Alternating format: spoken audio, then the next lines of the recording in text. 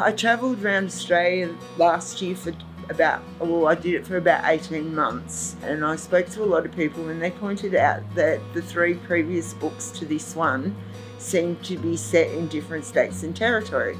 So then that put me on a plan to go and write a children's book for every state and territory in Australia.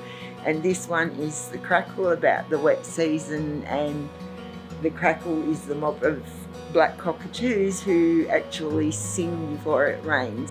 Before I started writing the children's books, I was an artist, and my mother was my mentor, and she was very adamant before I got educated and went to university to further it, that I got my own style, which I did. So I'm between expressionist and impressionist. I lost my mother and brother in terrible circumstances in Victoria in 2009, the Black Saturday bushfires.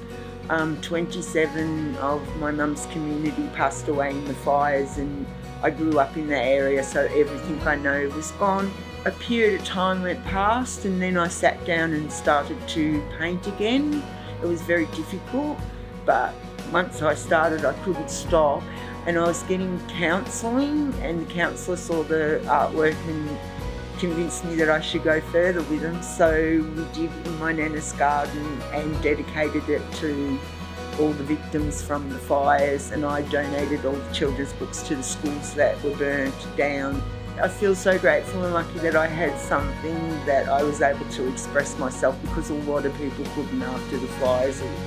There was no way of expressing that fear and everything that we went through, but because I had my art, it gave me a really good something to focus on. After I did the book in my nana's garden, it made me aware that I can make a difference. Then I did the Dog on the Tuck Box, which is New South Wales. That one started to become more educational, whereas the first one was just grief. So then I started looking at things that children could learn from. And then I did Elliot for Queensland, which is about the loggerhead turtles. It was such a fantastic thing to do that I continued, and now the Crackle is my 4th children's book. Out of something really horrible, something really beautiful, and I'm really open to it.